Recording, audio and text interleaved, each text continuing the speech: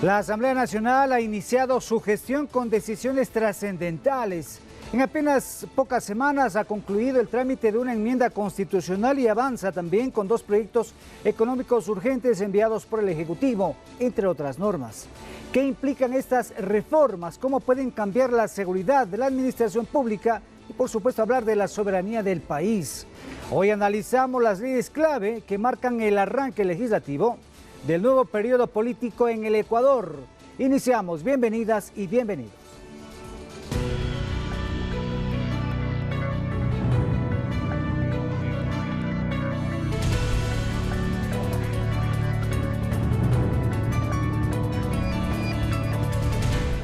Con 82 votos afirmativos, el Pleno de la Asamblea Nacional aprobó el informe de segundo debate de la propuesta para reformar un artículo de la Constitución y permitir que naciones extranjeras implementen bases militares en nuestro país para cooperar en la lucha contra el crimen transnacional. Veamos un resumen del debate. La Asamblea Nacional tuvo este martes la sesión más importante de este reciente periodo. Tenían que pronunciarse sobre la propuesta de reformar parcialmente al artículo 5 de la Constitución para permitir la instalación de bases militares extranjeras en el Ecuador. 1 hora y media duró el segundo debate del informe que recomendaba aprobar el proyecto remitido por el Ejecutivo. Es importante recordar que el tratamiento de esta reforma enviada por el presidente de la República, Daniel Noboa, estuvo pendiente en esta asamblea desde octubre del año pasado. Legisladores de la bancada oficialista defendían la propuesta para que mediante la cooperación internacional se enfrente al crimen transnacional. Acá estamos diciendo que necesitamos control y cooperación porque el país necesita contrainteligencia, porque la corrupción se ha tomado incluso algunos estamentos de quienes también hacen esa labor. Pero el ambiente en el Pleno subió en su temperatura, primero por la indiferencia de la Revolución Ciudadana de escuchar a las intervenciones de ADN. Señor presidente, le voy a pedir de la manera más comedida que mientras intervenga, yo entiendo que a la Revolución Ciudadana no le interesa la seguridad ni este orden del punto del día. Señores asambleístas, por favor, tomen asiento. No les interesa, eso está claro. Y presten atención al asambleísta. Y luego para reclamar por sentirse ofendidos de que se los vinculara con GDOs o se recordara que el ex Latin King, Ronnie Aliaga, fue de su bancada. Hasta que Alfredo Serrano del Partido Social Cristiano pidió la palabra para solicitar el respeto entre parlamentarios. No hay necesidad para decir su punto de vista, de insultarse y agredirse o llamarse bandas del un lado y del otro bando. Desde su criterio es positivo que la Constitución no impida que a futuro, si una nación extranjera lo desea, venga al Ecuador para combatir al narcotráfico, como se lo hizo durante 10 años en la antigua base de Manta. Pero si en algo sí coincidieron 2 legisladores, es que la decisión final la tiene el pueblo. Hoy estamos disparándonos entre nosotros como que fuéramos a resolver el tema. No, esto es un referéndum constitucional y los ciudadanos van a decidir si es que quieren o no que apliquemos este mecanismo que hoy discutimos. Y perdóname que lo diga con indignación, pero salgan a preguntar al pueblo ecuatoriano en este instante si quiere o no quiere bases militares, a ver qué les responde. Y con 82 votos afirmativos de un mínimo de 77 que se necesitaban, la mayoría de la Asamblea aprobó que la reforma parcial para las bases extranjeras siga con su trámite. 0 blancos, 6 abstenciones. Ha sido aprobada la moción presentada por la asambleísta Natalie Morillo. Una vez que la Asamblea ya aprobó este proyecto de reforma parcial, ahora irá a la Corte Constitucional. Tras ese dictamen favorable, irá al Consejo Nacional Electoral para que en un plazo de 45 días se convoque a referéndum y sean los ecuatorianos los que decidan si las bases extranjeras vuelven o no a nuestro país. Con cámara de Giovanni Murillo, Lautaro Andrade Castro, Noticias 7.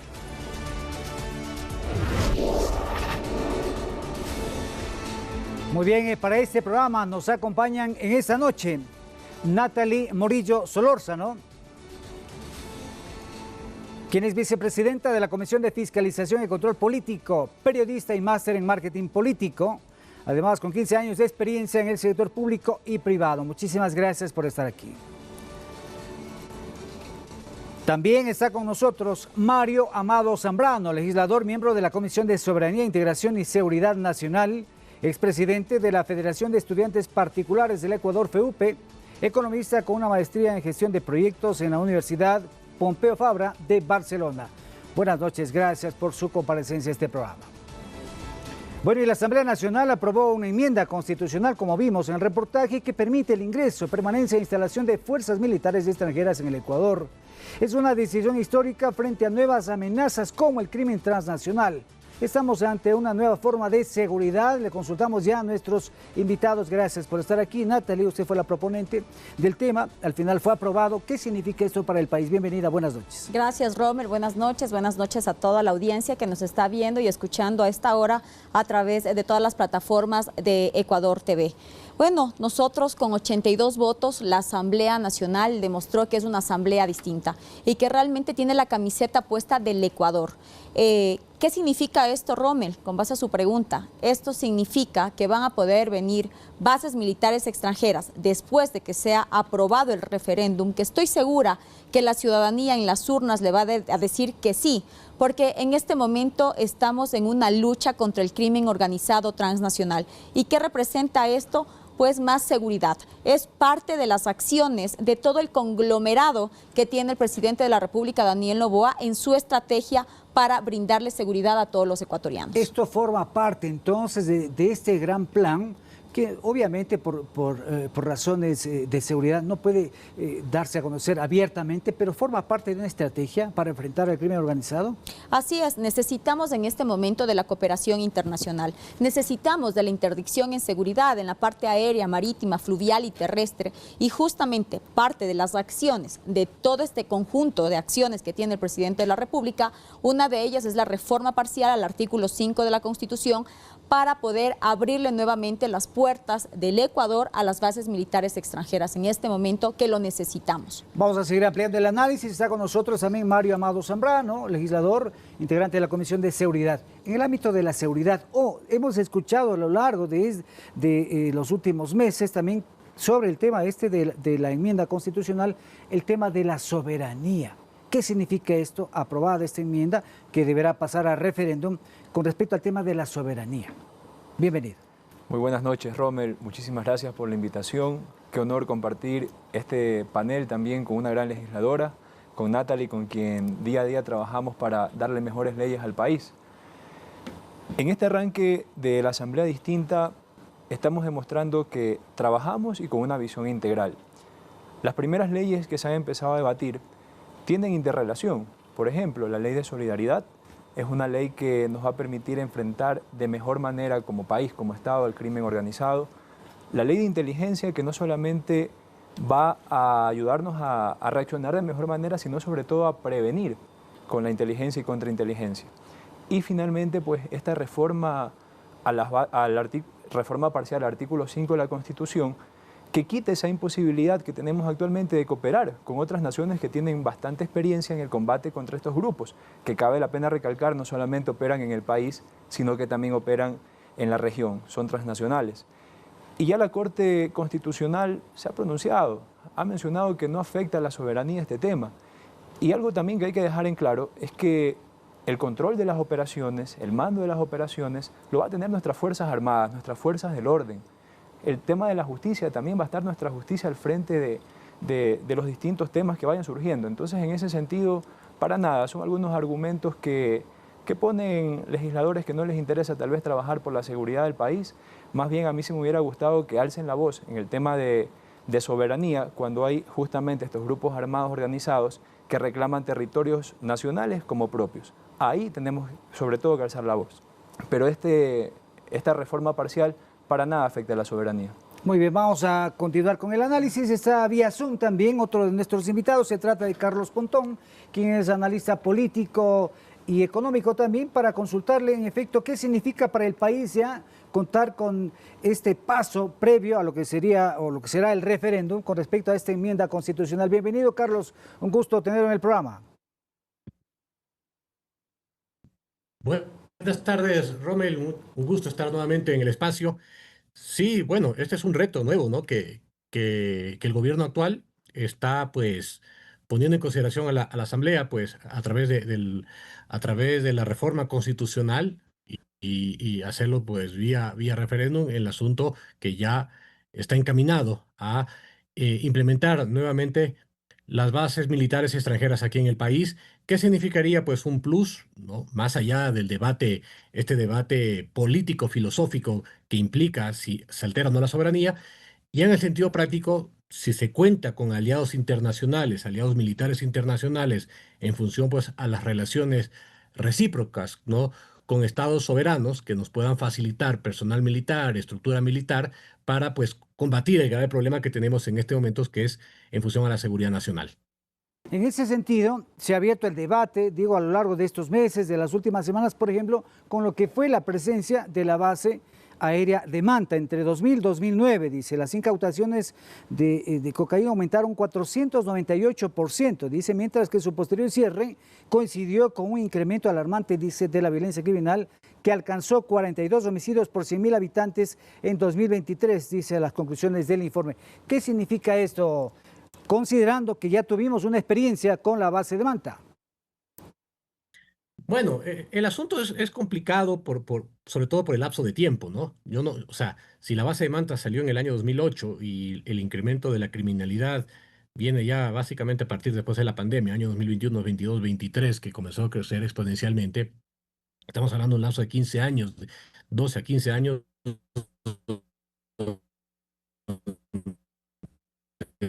Que hay algún tipo de intermitencia en la conexión. Bueno, estaba planteada la pregunta también para usted, Nathalie, en el sentido de que ya tuvimos una experiencia aquí en el país con la base de Manta, desde 2000 a 2009, y esto ha generado también una serie de debates al respecto. Claro, nosotros lo hemos analizado, nosotros recibimos incluso a los expertos en seguridad, recibimos a los expertos constitucionalistas y también a ciudadanos, a manavitas. Aquí estoy justamente con un colega que me acompaña, que es de la provincia de Manabí, y quién mejor que las personas que habitaron en Manabí para que nos digan cuál ha sido la diferencia de cuando existía la base militar de Manta y después cuando se eliminó. Recordemos que incluso existe un análisis, un artículo del politólogo Arduino Tomasi, en donde señala de todos estos años cómo subió y existen 7.000 personas desaparecidas que nadie ha dicho nada. Eso es lo que nosotros también estamos solicitando información, nadie nos dice, no nos dan respuestas, porque obviamente es parte de la vieja política que no quiere que se transparente la información. ¿Qué ha pasado? Por eso yo decía que necesitábamos la interdicción en la parte aérea, marítima, fluvial y terrestre, porque ¿qué ha pasado incluso con las incautaciones? Rommel, ¿qué pasó durante todo el tiempo que no estuvo la base militar de Manta? ¿Qué pasó en el Océano Pacífico? ¿Cómo eran las incautaciones?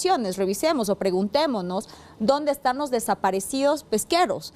¿Qué pasaba con ellos? Ahí, si hacemos nosotros una trazabilidad, nos vamos a dar cuenta que las bases militares extranjeras funcionan. ¿Por qué? Porque necesitamos nosotros de las capacidades que otros países tienen para operar conjuntamente en inteligencia, en investigación y podernos adelantar a los hechos con las capacidades de otros países. Y lo que decíamos también y lo que veíamos, ya tenemos un largo recorrido también en el tema periodístico, veíamos que, por ejemplo, utilizaban ya tecnología avanzada. En esa época estamos hablando 2000, hace 25 años. Había estos aviones con radares, en fin. Imagínense ahora cómo será la tecnología que va a permitir precisamente quizá ejercer un mejor control. Primero Natalia, después Mario. Sin duda, sabemos que todo ha cambiado, los mecanismos han cambiado. A veces se habla de solamente la infraestructura de la base, pero no es así. En este momento, toda la tecnología, incluso tenemos inteligencia artificial. Imagínense las potencialidades ellos nos pueden ayudar. Ya el presidente de la República mantuvo una gira, tenemos acercamientos, se reunió con el presidente de Francia en Israel y todos ellos, incluso estuvieron los ministros de Defensa y el ministro del Interior en estas visitas para poder recibir este acompañamiento, y los presidentes de estos países han dicho que tienen el incentivo de poder ayudar al Ecuador a combatir el crimen organizado transnacional. Porque también hay que tener en cuenta la droga que se incauta y la droga que llega también a los puertos europeos. Por eso necesitamos hacer un trabajo conjunto, solos no podemos. Y en ese sentido, Mario, usted, tuvimos una entrevista también esta semana y usted recordaba precisamente su experiencia, obviamente de su niñez, de su juventud también, con respecto a la presencia de la base de Manta en la provincia de Manabí. Así es, Rommel, efectivamente. Yo nací en Chone, pero por temas laborales de mi madre me mudé muy pequeño a la ciudad de Manta, donde estaba esta base extranjera. Y pude ver de cerca cómo constantemente ellos le daban golpes al narcotráfico, al crimen organizado. Cuando sale la base de Manta, el crimen común, las bandas locales, empezaron a tener vínculos con carteles internacionales y ya dejaron de ser delincuentes comunes y ya se volvió delincuencia organizada. Y en el debate que teníamos en el Pleno, yo escuchaba algunas posturas de asambleístas de otras bancadas, pero yo sí quiero plantear la interrogante en esta mesa, es decir, ¿cuál es tal vez ese temor, por así decirlo, si el pueblo ecuatoriano es quien va a decidir al final del día si decide o no hacer esta reforma a este artículo de la Constitución? Queridas familias ecuatorianas, créanme que en Manabí la realidad es bastante dura. En la costa ecuatoriana el crimen organizado está golpeando con fuerza. Todos nosotros que llegamos a la asamblea estuvimos haciendo campaña y cuando golpeábamos la puerta la gente nos pedía más seguridad y eso es lo que estamos haciendo. Si ustedes van y le preguntan a las familias manavitas, a la gente en Manta, si estábamos combatiendo de mejor o peor manera la delincuencia organizada con la base, la respuesta va a ser que sí. Eso se habla en las calles, eso se habla en los barrios. Entonces ahora nosotros tenemos en nuestras manos esa posibilidad y tenemos que asumirla con la responsabilidad que aquello amerita. Correcto. Vamos a ver si está restablecida la conexión con Carlos Pontón, analista político, también económico. Carlos, queremos avanzar con este análisis en el sentido de que, por ejemplo, queda claro, ya lo han dicho acá los asambleístas, de que no se trata de una violación, una vulneración a la soberanía, sino se trata de una cooperación. Es decir, que elementos militares ecuatorianos, una vez que se apruebe la enmienda, pues dirigirán todas las operaciones, todas las acciones, como en su momento, aquí hemos conversado también con ex jefes militares que decían que en su momento, cuando estaba operativa la base de Manta, son los militares ecuatorianos los que realizarán precisamente o dirigirán en este caso las operaciones, Carlos. Sí, disculpas más bien si fue un tema de conexión. No sé si me están escuchando en este momento. Ahí está bien. Adelante. Ya. Bueno, perfecta. Justamente ese es el gran reto, ¿no?, que yo lo estaba mencionando, y hay que demostrar que en función, si se llega a dar la reforma constitucional, ¿no?, que se necesita de un referéndum posterior, si el pueblo ecuatoriano lo acepta, tal como lo señala el señor asambleísta, el reto es establecer si esta alianza, esta cooperación con personal militar, estados extranjeros, a través de sus equipos, a través de su tecnología, puede detectarse, pues bienvenido sea. Más allá del tema de perder o no soberanía, porque eso ya se verá efectivamente si el personal militar ecuatoriano, ¿no?, entrega el control a las bases internacionales. Eso ya creo que es materia de otro debate. Aquí el asunto es si esa medida va a ser efectiva. Porque el crimen organizado, la violencia, los grupos de delincuencia organizada, ¿no?, que justamente es uno de los propósitos, ¿no?, de esta ley para desarmar las economías criminales, es darle esta categoría más allá de una delincuencia común. Y eso comenzó desde el año 2022 en adelante, ¿no? Eso comenzó del año 2022 en adelante. En ese momento es donde, digamos, la política de defensa, la política para combatir a estas economías criminales, necesita dar un paso más adelante de lo que ya veníamos teniendo anteriormente. El hecho de repetir los mismos mecanismos que tuvimos del 2008 para atrás con la base Manta son muy diferentes a los que tenemos actualmente. Esto se necesita de objetivos claros y se necesita obviamente que esta alianza y esta cooperación internacional signifique que el personal de las Fuerzas Armadas, ¿no?, toda la institución militar, cambie sus procedimientos, se capacite e incluso aumente el número de soldados para que esto no vuelva a pasar a futuro. Eso, claro, Natalie, dependerá ya de una política de Estado que vaya aplicando el gobierno nacional. Usted lo mencionó de alguna manera en que esta es solamente una de las aristas de este gran plan, considerando que en estos recorridos, en estos viajes que ha realizado el presidente de la República, en efecto se ha hablado de temas de cooperación militar. Hemos hablado también de países de América Latina, estaba Brasil, entiendo que está Chile, Argentina. Hay buenas relaciones para que puedan colaborar en todas estas tareas con el objetivo de enfrentar al crimen transnacional. Y esa enmienda va a permitir en su momento, si es que así se aprueba, contar con una instalación. Quizá habrá que ver cómo avanza el tema, pero Digo, son varias aristas, se trabaja por varios frentes. En el siguiente bloque analizaremos la otra ley económica, pero digo, eso forma parte, son varias aristas para cerrar el cerco. Así es un conjunto de acciones y aquí también tener algo claro, aquí nos afecta la soberanía. ¿Qué mejor soberanía, Rommel, y a los ciudadanos que nos están viendo en esta noche, qué mejor soberanía que sean los electores, los ciudadanos, en las urnas, quienes expresen su voluntad, si están o no están de acuerdo con traer las bases militares extranjeras de vuelta al país. Existen países en Europa que tienen bases militares extranjeras y son soberanas. Así que creo que el tema de la soberanía tiene que dejar de ser politizado y más bien pensar en los ciudadanos. Y en ese sentido, Mario, ¿qué podemos abonar con respecto a este tema? Usted habló también en el sentido de que hay, bueno, en todo el país, ¿no? Entiendo que está afectado por el tema delincuencial, pero más se siente en el ámbito de la costa, de las playas, que se han convertido, lamentablemente el país se ha convertido en un país de paso de estas sustancias ilícitas. Así es. Para nada, como bien mencionaba Natalie, esto no pone en riesgo la soberanía. Lo que sí pondría en riesgo la soberanía es continuar con una pasividad abrumadora que han tenido los gobiernos anteriores, que el presidente Noboa, desde que asumió el poder, le ha plantado una lucha firme y frontal a los grupos delincuenciales, y desde la Asamblea tenemos que seguir fortaleciendo eso. Porque estos grupos delincuenciales, como bien mencionaba hace un momento, tienen vínculos transnacionales, tienen capacidad bélica, tienen capacidad de inteligencia, tienen acceso a tecnología. Entonces, ¿por qué nos vamos a cerrar a que vengan algunos países del mundo con tecnología avanzada, con experiencia en enfrentar estos problemas, a colaborar con nosotros? Y repito una vez más, nuestras Fuerzas Armadas van a tener el control, nuestras Fuerzas Armadas también se están capacitando. Y al estar de cerca colaborando con estos países, el aprendizaje, la experiencia que va a adquirir nuestras Fuerzas Armadas va a ser muy positiva y va a sumar de manera importante, porque definitivamente pues ya todo ese conocimiento también empieza a ser interiorizado. Y no es que dice esta reforma desde el día de mañana o pasado tiene que venirse a instalar una base obligatoriamente o de X o Y país. Es simplemente eliminar esa barrera que tenemos actualmente para cooperar.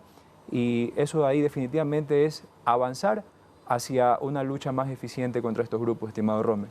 Mire usted, estoy leyendo acá un informe internacional que habla de las bases militares o la presencia de bases militares extranjeras en diferentes países. Dice, Estados Unidos es el que tiene más, con 900 bases militares en todo el mundo, pero al menos otros 17 países tienen bases militares en el extranjero, cada una de las cuales aumenta pues, esta presencia militar extranjera. Para poner un ejemplo nomás, Estados Unidos dice 828 bases en 97 países. Reino Unido, acá está, déjenme ver por acá, Reino Unido dice, por acá estaba, también tiene varias bases, 117 bases en 38 países, India 22 bases en 12 países, Turquía 128 bases en 9 países, Rusia 58 bases en 10 países, Francia 15 bases en 10 países y así vamos enumerando. Natalie, no es un tema del que asustarse ni espantarse, sino se trata de la cooperación. Con estos ejemplos que permiten precisamente el crimen organizado, el crimen transnacional esté en todo el mundo. Así es, hay que dejar atrás las ideologías y más bien sumarse para que el Ecuador camine hacia adelante, un país seguro, que es lo que nos piden. ¿Y cuáles han sido estos los proyectos que tiene el presidente de la República? ¿Y por qué los ciudadanos le dijeron en su mayoría sí queremos a Daniel Noboa en la presidencia? Porque justamente el presidente dijo que íbamos a seguir con voluntad política, que íbamos a seguir enfrentándonos y luchando contra el crimen organizado transnacional, porque esto nos da seguridad. Y la seguridad va de la mano con la economía. ¿Y cuáles son las mayores crisis que tenemos en el país? Seguridad y economía. A veces hay personas que dicen, no, primero es la economía y luego la seguridad. No, sin seguridad no existe economía, porque incluso los inversionistas nacionales y extranjeros que quieren venir al país para poder dar sus inversiones, para poder generar plazas de empleo, no vienen por el temor de que existen esta delincuencia organizada transnacional en el país y muchas zonas están declaradas en guerra, como hemos visto, incluso tenemos militares que han sido emboscados porque todo esto es transnacional, como lo decía Mario. Necesitamos, incluso ahora ya no es solamente el tema de la incautación de la droga, no es solo el narcotráfico, es la minería ilegal, es la trata de personas, es el tráfico de armas y a todo eso necesitamos nosotros combatir. Por eso necesitamos trabajar en conjunto con otros países aliados. Nosotros continuamos en nuestro programa Perspectiva 7. Hoy, la Asamblea y los proyectos clave. Ya venimos.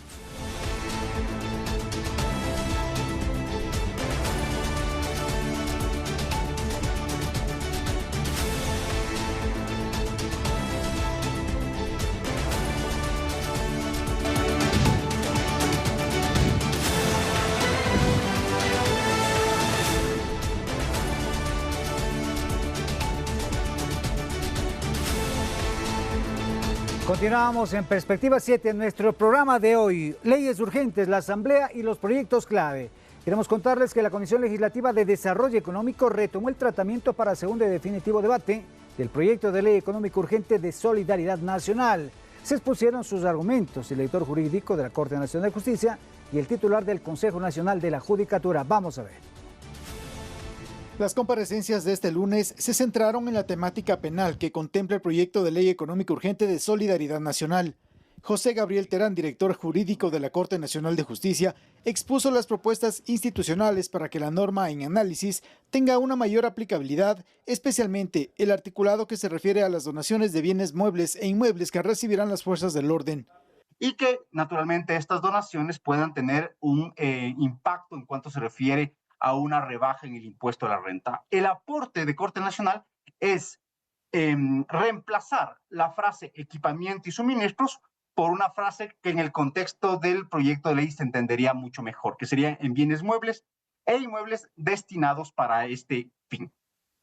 Respecto a los allanamientos sin orden judicial, el funcionario de la Corte dijo que dichos procesos deben estar ajustados a los parámetros establecidos en las normas nacionales e internacionales. Es necesario en la actuación estatal, de Fiscalía, de Corte Nacional, del Consejo de la Judicatura, en fin, de todas las instituciones públicas, garantizar el debido proceso y dentro del debido proceso las garantías del derecho a la defensa.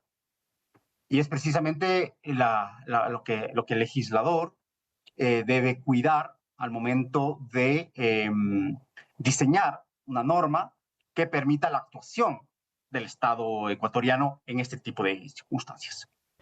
Mario Godoy, presidente del Consejo de la Judicatura, mencionó que la norma debe orientar a la ampliación de competencias para que los magistrados especializados en corrupción y crimen organizado reciban una mayor capacitación en un plazo de 90 días para juzgar los delitos relacionados al conflicto armado interno. Desde luego, el componente oficial tiene que pasar por la Escuela de la Función Judicial para nosotros dar el respectivo aval que se requiere. Además, esta mesa legislativa abocó conocimiento de la iniciativa del Ejecutivo de Innovación y Fortalecimiento de la Gestión Pública, presentada a la Asamblea como urgente en materia económica. Javier Ceballos, Noticias 7.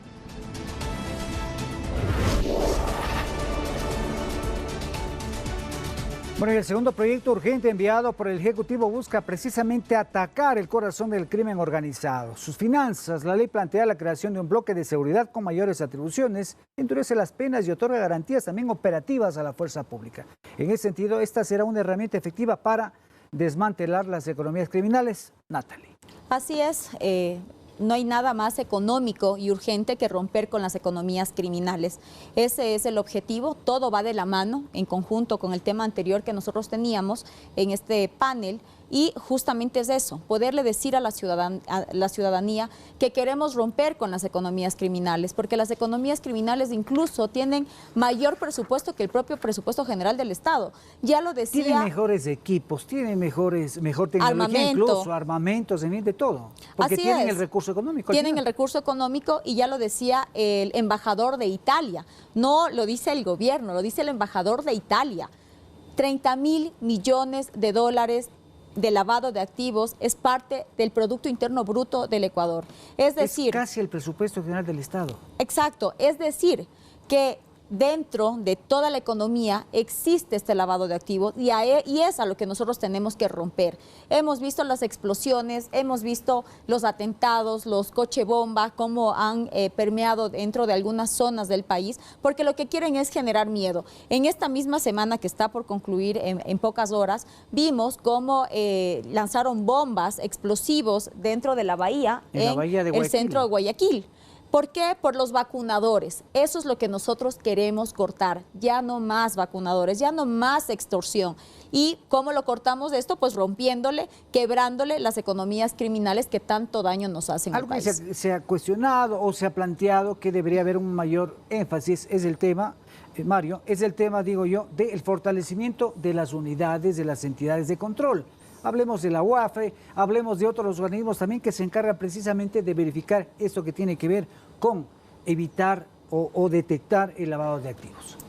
Por supuesto, todo va de la mano, como mencionaba al inicio de esta intervención, no solamente la ley de solidaridad, sino el paquete normativo, el conjunto de leyes que está impulsando la bancada ADN, justamente tiene esa visión de combatir de manera integral al crimen organizado. En el tema de la UAFE, desde la bancada también ADN, hace poco, la compañera Natalie Farinango, presidenta de la Comisión de Régimen Económico, impulsó un proyecto de ley justamente para fortalecer el tema de la UAFE. De la mano también está el proyecto de la ley de inteligencia que vamos a hablar en breve, en donde efectivamente también se va a poder hacer los análisis, las acciones correspondientes para prevenir que el crimen organizado siga alcanzando pues más espacios en el tejido social y económico. Como lo decía Natalie, este proyecto es económico urgente porque no hay desarrollo económico sin seguridad, pero ojo, tampoco vamos a tener seguridad sin decisión, sin una decisión firme.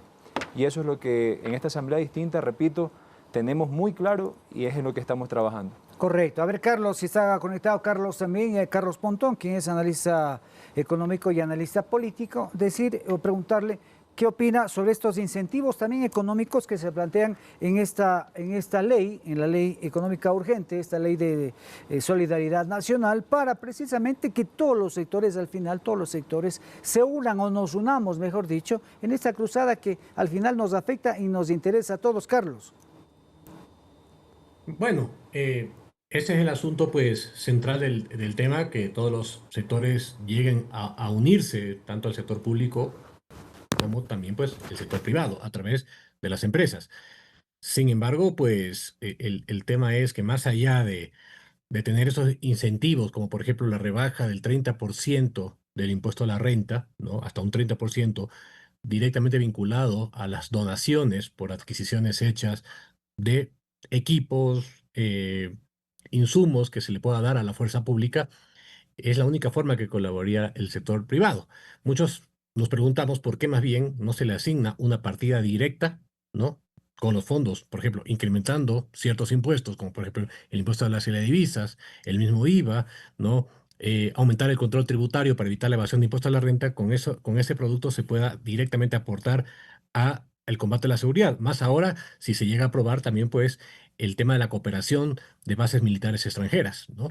Y ahí el tema, pues, puede ser peligroso, porque yo veo que el tema de que las Fuerzas Armadas puedan recibir donaciones en equipos letal y no letal para combatir el crimen organizado puede generar también un mercado negro. Yo creo que más allá del asunto, lo que se necesita es incrementar el control, ¿no? Justamente el asambleísta hablaba por el lado también de la UAFE, ¿no? La UAFE lleva muchos años aquí ya en el país. Más allá de un control formal, más allá de los reportes, más allá de lo que se va estableciendo a través del CIPLAT, por ejemplo, por los reportes que hacen los oficiales de cumplimiento, ¿para qué servir esa información?, ¿no? La UAFI incluso ha estado estandarizada a los procedimientos internacionales recomendados por la UAFI, es decir, la Unidad de Análisis Financiero Internacional, el GAFI y un montón de entidades que finalmente tienen que tener un propósito. A mí me parece que lo que se necesita en este caso es potencializar con recursos justamente este control que se haga al tema. No sé puede ser un objetivo, puede ser un medio para llegar a esta finalidad, el asunto de dar incentivos tributarios para que la población civil, es decir, las empresas, puedan entregar armamento, puedan entregar equipos a la policía y a los militares. Pero no creo que ese sea el propósito. Si esto no llega justamente a llegar a combatir, que por ejemplo que ese armamento sea justamente para sofisticado, convertir a las mafias criminales, pues yo creo que la ley sería un fracaso. Y ahí es donde tenemos que justamente todas las entidades a nivel general del gobierno central, de los gobiernos descentralizados, las instituciones descentralizadas institucionales, los organismos de control en manera general, pues tienen que alinearse justamente a este objetivo, porque caso contrario, si cada uno actúa por su parte, pues este tema no va a llegar pues a ningún objetivo o a algún fin determinado, ¿no? Natalie, ¿qué decir frente a lo que estaba planteando Carlos en el sentido de que puede haber ciertos riesgos? Bueno, primero decirles que esta ley no es impositiva, porque si fuera impositiva más bien saldría el otro grupo a decir que nuevos tributos, nuevos que impuestos. Es una ley tributaria que afecta a los empresarios, que afecta al sector privado. Todo lo contrario, aquí se ha dado justamente un incentivo fiscal para que las empresas privadas que quieran hacer sus donaciones a nuestra fuerza pública, que en este momento lo necesita, puedan realizarlo a través de equipamiento, incluso a través de bienes muebles e inmuebles, que también fue agregado dentro del informe final para esta ley. Eso es lo importante. Necesitamos trabajar en conjunto, como le decía hace un momento. Recordemos qué pasó en Colombia en la época de Pablo Escobar. La empresa privada se unió también a esta lucha. Necesitamos incluso, esta ley es justamente para poder romper con las economías criminales, pero en Colombia, en aquella época, se unió el público con el privado para poder sacar a los menores, a los niños y a los jóvenes para que dejen de ser cooptados por el crimen organizado y poderles dar nuevos mecanismos en deporte, en cultura, en recreación, para que puedan ser incentivados los menores de edad y no sean corrompidos por la delincuencia. Eso es lo que en este momento necesitamos. También trabajar de la mano con la empresa privada. Incluso estuvieron representantes de las cámaras del país dando sus aportes y diciendo que esta ley era beneficiosa porque obviamente iban a aportar para poder fortalecer a las Fuerzas Armadas y a la Policía Nacional. Correcto. Y en ese sentido, a ver, Mario ya va a comentar también, pero decir que, por ejemplo, la Comisión ha destacado que para desarticular la economía criminal es indispensable identificar los bienes en poder del crimen organizado, priorizar su incautación y debilitar su capacidad operativa. Y en este caso, volvemos al tema de la Unidad de Análisis Financiero y Económico AFE, tendrá un rol fundamental en este proceso. Mario. Totalmente de acuerdo. Y estamos en guerra, no hay que olvidarnos de eso, en guerra contra estos grupos. Y cuando estamos en una situación así, todos como sociedad, como país, tenemos que colaborar, tenemos que apoyar. Y efectivamente no es que se le está diciendo al sector empresarial, al sector industrial o comercial, ustedes van a tener que aportar obligatoriamente. O sea, se deja establecidos los mecanismos para que los empresarios que deseen puedan hacerlo. Yo conversaba el fin de semana anterior que estaba en territorio con algunos empresarios y ellos me decían, yo quiero aportar, pero lo que hace falta, y esta ley contiene, es justamente esos mecanismos que establecen las vías para que estos aportes sean direccionados de la mejor manera. Y sí funciona, de hecho... O sea, no creo que sea discreción, ¿no? Así es. Tema debería, como se planteó acá, no como quiera, sino tiene que ser organizadamente. Claro, posterior a un análisis. Exacto, a las necesidades de cada sector. Totalmente. Es diferente en cada región del país. Y yo ahí sí discrepo con Carlos en el tema que él planteaba sobre el tema de aumentar los tributos. Nosotros estamos en una reactivación económica. El país está empezando a reactivarse. Por ejemplo, quiero poner sobre la mesa algunos datos. Al cierre de abril del 2025 se alcanzó el máximo histórico en ventas, por primera vez superamos los 20.000 millones. También al cierre de abril tuvimos una de las mayores recaudaciones tributarias. Pero esto no es coincidencia, esto es porque el Ecuador está empezando a generar confianza, el gobierno, el presidente Daniel Noboa también ha empezado a aplicar una serie de medidas y políticas para fortalecer el comercio, para fortalecer y dinamizar la demanda agregada del país. Y ahora que muchos sectores están saliendo de una depresión económica, está en una recuperación, no podemos afectarlos directamente con tributos, más bien tenemos que ayudarlos a que siga ese crecimiento económico. Y claro, en ese sentido, comenzamos con Carlos también esta semana, hicimos un reportaje también con respecto a lo que menciona la recuperación económica del país. Por ejemplo, Carlos, el tema del riesgo país. El riesgo país sigue bajando. Así es. En apenas 2 días se bajaron como 5 o 6 puntos y a lo largo de los últimos días también. Esto gracias, según el análisis, gracias, por ejemplo, a las medidas económicas anunciadas por el gobierno nacional durante esta semana, que tienen que ver precisamente con una mejora o buscar mejores condiciones para el país. Carlos, condiciones económicas. O Mario, ¿quiere decir algo después, Carlos? Solo acotar algo. El hecho de que se pueda establecer esta medida de crédito tributario no implica que el gobierno nacional no vaya a poner más esfuerzos en fortalecer el tema de seguridad. Pero si a estos esfuerzos adicionales también se puede sumar el apoyo privado, vamos a tener un mayor alcance en las políticas públicas. Solo eso, no es que en ninguna parte se ha dicho que el gobierno va a reducir o va a mantener el gasto en seguridad, para nada. El presidente ha sido claro y ha sido enfático, se va a seguir fortaleciendo también de parte del sector público esta lucha contra la delincuencia. Correcto. Y a Carlos, para cerrar el tema, todo va de la mano, ¿no? El tema que planteó Natalie de si es que no existe seguridad jurídica, hablamos de inversiones, pero también la seguridad física, la seguridad que nosotros debemos sentir para estar tranquilos, para seguir generando oportunidades de empleo. Difícilmente va a llegar también la inversión extranjera. Carlos. Sí, ahí está justamente el medio del asunto, ¿no? Aquí, justamente como este crédito tributario pueda ayudar a las empresas, ¿no? Que para que aporten estos equipos, estos bienes, estos insumos, incluso se habla hasta de bienes inmuebles. Bueno, habrá establecer cuáles son los parámetros que tendrán los bienes. También pues la recaudación tributaria va a bajar un poco, ¿no? Porque es el mismo dinero que, como dicen los personeros del Servicio de Rentas Internas, ¿no? El gasto tributario.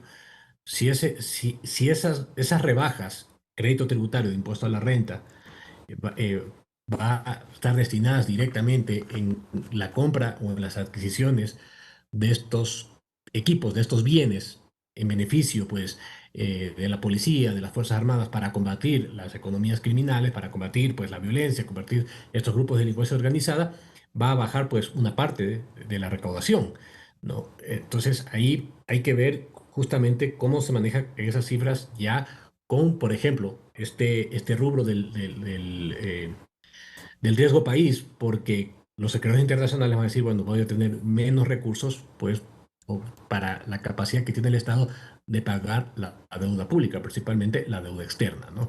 Y ahí está el tema. Porque yo creo que el gobierno actual tiene una necesidad de recursos fiscales muy grandes también para otras aristas, ¿no? Ahorita la más importante es el tema de seguridad. Supongamos que con esto llega a cubrir, pero ¿y los otros asuntos qué? Entonces, para mí, obligatoriamente se va a necesitar incrementar la masa de recaudación tributaria. ¿Cómo lo va a hacer? Pues eso está por verse. Se habla pues que a futuro podría incrementarse ciertos impuestos, incluso hasta la misma tarifa del IVA, que eso podría ser perjudicial para el sector productivo, para las fuerzas productivas, para el sector privado, no para el sector empresarial. Pero todavía no se habla de un aumento significativo en el pago de los impuestos. ¿Qué es lo otro que se puede hacer? Es aumentar el control tributario, ¿no? Porque yo necesitaría aumentar impuestos si la evasión, que se habla de 7.000 a 8.000 millones de dólares en impuesto a la renta, pueda reducirse solamente en uno o 2.000 millones de dólares menos de evasión, que implicaría 2.000 millones más de recaudación de tributos. Claro, esto ya no se necesita subir la base, pero ¿cómo se lo va a hacer? Y ahí obviamente se vuelve un aliado estratégico para estos fines, lo que haría la Administración Tributaria Central Nacional, que es el Servicio de Rentas Internas. Correcto, ahí estamos adelantándonos a qué es lo que se está analizando de parte del Gobierno Nacional. Se ha planteado la posibilidad quizá de aplicar, quizá una eventual reforma tributaria, pero eso se verá con el tiempo. Vamos a hacer una nueva pausa aquí en Perspectiva 7, nuestro programa Leyes Urgentes, la Asamblea y los proyectos clave. Ya venimos, no se vayan.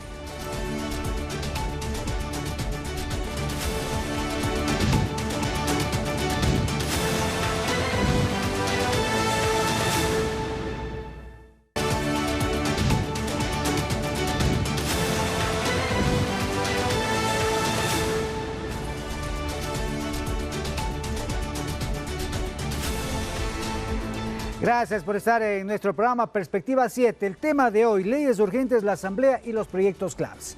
Queremos contarles que la Comisión de Desarrollo Económico deberá también, por disposición del Consejo de Administración Legislativa, tramitar el proyecto de ley económica urgente para la innovación y el fortalecimiento de la gestión pública. La iniciativa pues debe ser aprobada en la Asamblea hasta el próximo 28 de junio. Veamos.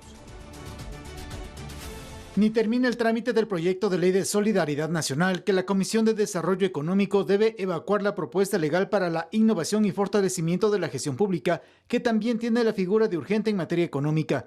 Valentina Centeno, presidenta de esta mesa legislativa, asegura que se ajustarán tiempos para cumplir los plazos de estas dos propuestas de ley, especialmente la que plantea reformas a las compras públicas. Bueno, tenemos un equipo multidisciplinario, tenemos asesoría externa también, vamos a trabajar de la forma más responsable con este nuevo proyecto de ley que ha ingresado. Realmente para segundo debate, la primera económica urgente vamos a traerla al Pleno seguramente los primeros días de junio, por lo tanto vamos a enfocarnos en terminar ese proyecto de ley y a iniciar las comparecencias, la fase inicial del segundo proyecto de ley en materia de contratación pública. Los ejes transversales de la norma apuntan a la aplicación de estándares internacionales, eliminar etapas innecesarias del sistema de contratación pública y eliminar también requisitos con dedicatoria para ciertos proveedores con apertura a la competencia. La implementación de sistemas mucho más modernos, más tecnificados y transparentes. Por ejemplo, hablemos específicamente de la subasta inversa. Cuando pujan los proveedores, por supuesto a la baja, ya va a haber un registro completo de todos los que ingresen y por supuesto establezcan su cantidad y lo que están pujando para que sobre todo se permita auditar como primer punto. También se reducen de 30 a 5 procedimientos. El proyecto de ley para la innovación y fortalecimiento de la gestión pública debe ser aprobado en el Parlamento hasta el 28 de junio como máximo. Javier Ceballos, Noticias 7.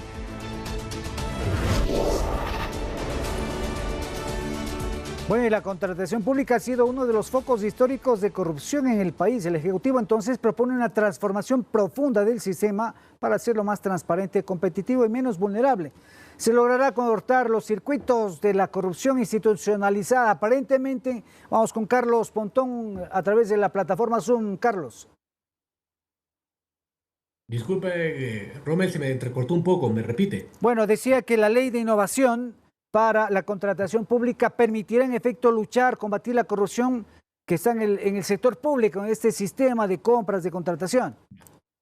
Sí, perfectamente, ahora sí le escucho. Es totalmente de acuerdo, ¿no?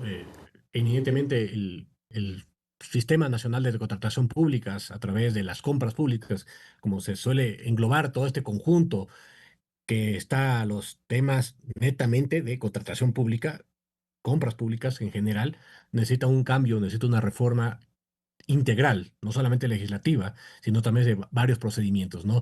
Porque las compras públicas básicamente es ahí donde se enfoca los asuntos de los desvíos de los dineros públicos, de la corrupción, del cohecho, del peculado, de la concusión, del enriquecimiento ilícito, que va de la mano, pues, justamente con otra parte del grave problema que tiene el país, que es la corrupción, que muchos de esos dineros también se terminan pues fugando al país o se terminan lavando activos. Bueno, ese como contexto general. Obviamente yo creo, he leído brevemente el proyecto de ley y tiene muchas cosas positivas, principalmente porque, claro, ya estamos en una época más digitalizada que cuando salió la ley hace aproximadamente década y media atrás, ¿no? Se necesita de mayores herramientas, de mejor tecnología, digamos, para poder simplificar, para ser más eficientes en el asunto de las compras públicas, ¿no? Eso creo que es uno de los puntos bastante favorables que en este momento lo propone el Gobierno Nacional a través también de su bancada legislativa. Muy bien, queremos agradecer también a Carlos Pontón, analista económico y político, que está con nosotros en este programa. Muchas gracias, estamos terminando. Un gusto saludarlo y seguiremos conversando más adelante. Muchas gracias, Carlos. Bueno, aquí en la mesa. Rommel. Muchas gracias, un gusto, muy amable.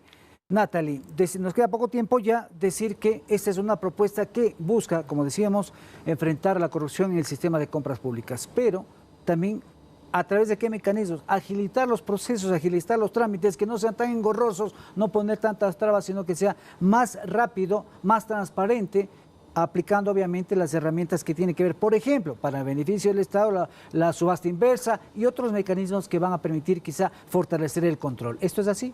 Así es, eficiencia en la contratación pública. Y esto es una evidencia más que el presidente Daniel Noboa cumple. En campaña, él mencionó que una de las reformas que iba a existir era al sistema de contratación pública. Y aquí está la evidencia. Estamos tratando dentro de la Asamblea Nacional esta ley económica urgente propuesta por el presidente de la República, en donde lo que se quiere es que el sistema, toda la contratación pública, el CERCOP, deje de ser sinónimo de burocracia y de corrupción, porque sabemos que a veces existen trámites engorrosos únicamente porque a quienes se les quiere dar los contratos es a los amigos. Esto es corrupción y direccionado, esto no. Dice usted. Direccionado. Así es, temas direccionados. Manipulación de lo que se llama los TDR, los términos de referencia, en fin. Sin duda. Justamente por eso, dentro de este proyecto económico urgente, también existe un artículo en donde se señala que las personas que puedan denunciar, que sepan de estos actos de corrupción dentro de algún proceso de contratación pública, van también a estar en el sistema y van a poder tener privilegios siempre y cuando se evidencie que la denuncia es real. ¿Y cómo evitar, Mario, y cómo evitar también que estos dineros mal habidos, estos dineros de estas actividades ilícitas puedan también empezar a filtrarse también en estos procesos de contratación? Entiendo que hay algunas denuncias con respecto a este tema, esta filtración de estos dineros mal habidos y también el sistema de compras públicas, por ejemplo, o de contratación pública en general. Efectivamente, este proyecto lo que busca es dar más transparencia, también al digitalizar los procesos y evitar, digamos, que en ciertos puntos del proceso haya la discrecionalidad humana. También se va a evitar estos sesgos tal vez de corrupción de algún funcionario. También algo importante de este proyecto es que se eliminan muchísimas formas de contratación, quedan 5, que son licitación, subasta inversa, ínfima cuantía, menor cuantía y ferias inclusivas. Al eliminar también esta abrumadora burocracia que existe actualmente en las compras públicas, también le da más facilidades a los emprendedores, a los artesanos, de poder ser parte de estos procesos.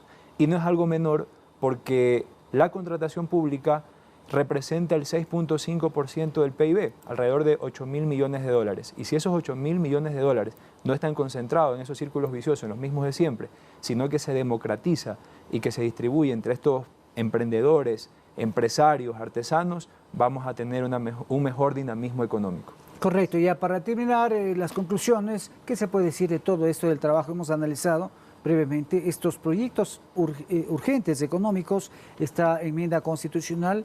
Vemos que hay una mayoría que está funcionando en la Asamblea Nacional. ¿Se está sintonizando con las necesidades del país, Natalie? Así es. Ahora queremos decirle a todos los ciudadanos que cuenten con sus asambleístas, con sus legisladores, que realmente vamos a trabajar para que esta asamblea siga siendo distinta, que ya lo he evidenciado desde el 14 de mayo, que vamos a seguir trabajando para que el Ecuador siga caminando hacia adelante, que nosotros no nos vamos a detener, que podrán decir lo que quieran, pero en el pasado la vieja política no va a volver, que se terminó la asamblea revanchista, llena de odios, con proyectos o con temas de fiscalización a la carta. Ahora la fiscalización es integral y la legislación es únicamente en beneficio de los ecuatorianos. Mario, ya para finalizar, un comentario. Me sumo a las palabras de Natalie. Esta asamblea sí está trabajando para solucionarle los problemas a los ciudadanos. Vamos a enfocarnos en seguir escuchándolos también, en seguir en territorio, y tengan la plena seguridad que nosotros estamos del lado correcto de la historia, del lado de las familias ecuatorianas, no del crimen organizado. Bueno, y también les han apretado ahí a ustedes como asambleístas, ¿no? Ya multas por faltar, por ausentarse, en fin, eso forma parte también, creo yo, de una nueva visión de la Asamblea, Mario y Natalie. Sin duda, es un tema de transparencia. No pueden faltar ahora ya. No se puede faltar y eso es justamente lo que quiere la ciudadanía, ya no a los legisladores que ni siquiera iban a las curules, sino que tengan legisladores que estén legislando por los ecuatorianos. Todos los días, en territorio y en Quito, en el Pleno de la Asamblea.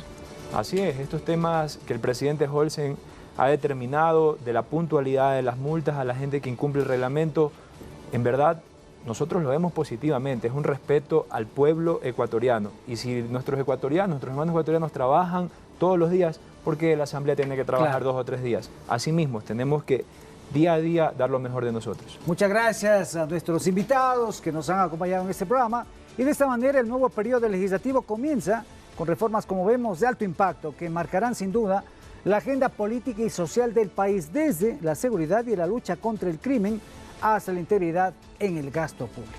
Los desafíos son enormes, como vemos, así es que gracias por acompañarnos en Perspectiva 7. Los esperamos el próximo domingo a las 20 horas para seguir analizando los temas que marcan el futuro del Ecuador. Muchas gracias. Felicidades, Ecuador.